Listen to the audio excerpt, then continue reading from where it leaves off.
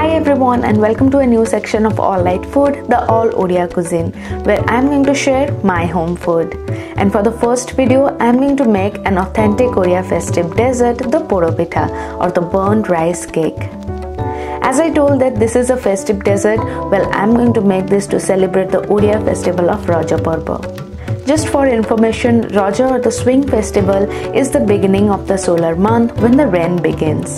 Celebrated through 3 days, is believed that the Mother Earth goes through her menstruation during these time. Ended by the ceremonial bath of the Bhudevi on the 4th day, girls celebrate this day by wearing new clothes, grooming themselves, swinging and eating authentic Odia desserts. Well, Rajo is really unique and divine in itself.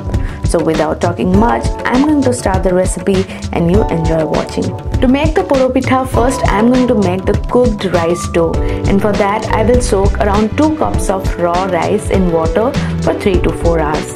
For this recipe you need raw rice, so avoid boiled and basmati rice. After 3 to 4 hours, wash the rice thoroughly, drain out the water, and now on a plate I will keep a paper towel and spread the rice over it. Traditionally, wooden baskets are used to dry the rice, but you can use your own method to do so.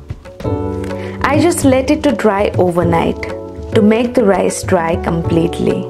The next day when the rice is dried completely, I'll grind the rice to fine powder.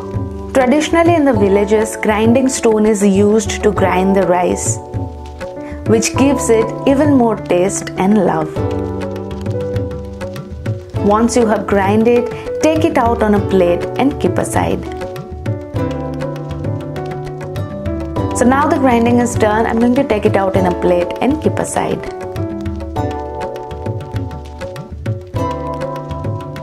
Next, I'm going to make a spice mix for the dough, and for that I will take 1 teaspoon of whole black peppercorns, then 1 teaspoon of Fennel Seed.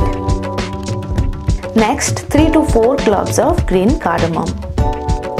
And using a mortar and pestle, I will coarsely grind them. These spices will give the rice cake a unique strong flavor. When it's done, I'll keep it aside. To cook the rice, first in a pan, I'll take 1 teaspoon of clarified butter or ghee. When it's a bit warm, I'll add 1/4 cup of raw cashew and fry them for a minute on low heat or till it turns light brown. Next, I will add half a cup of desiccated coconut. Traditionally, the small coconut pieces are added, but I like the pitha with less coconut flavor. But if you like, you can go for grated coconut or the coconut pieces. Now without frying them much, I will add the jaggery, which is another important ingredient of the recipe.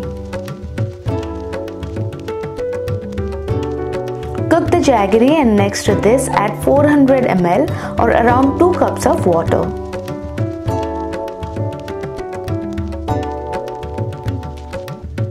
Now let the jaggery to melt and the water to boil. Meanwhile, I'm going to add the coarsely grinded spices, and next 2 tablespoons of clarified butter or the ghee. I'm adding a little bit of more due to the use of oven baking method.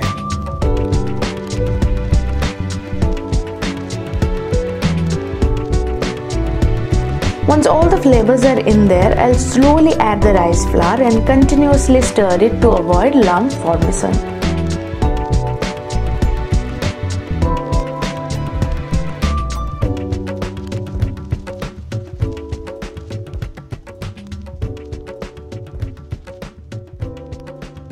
I will let the dough to cook for some time till all the water is absorbed. Once done, I'll cover and let it to sit for some time.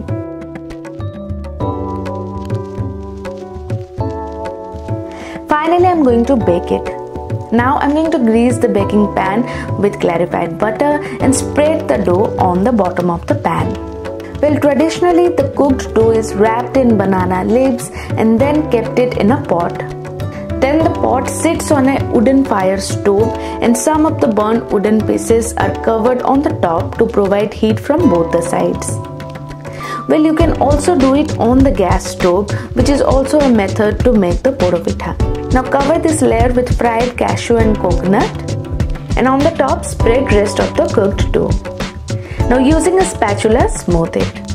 Well, I have tried oven baking several times and it really works good for me. The texture is little different than the traditional one, but the taste is superb. Now put this in the oven for 1 hour to 1 hour 15 minutes on 400° Fahrenheit. While cooking in the oven temperature and the oven environment can make the pitha very dry. That's why I'm using little more of ghee than usual. Even though covering can seed some of the moist, it won't let your pitha to burn from the top. Once done, take out and let it to cool down. This is looking perfect. When oven baked, make sure to eat them warm. Once it cools down, it will become hard.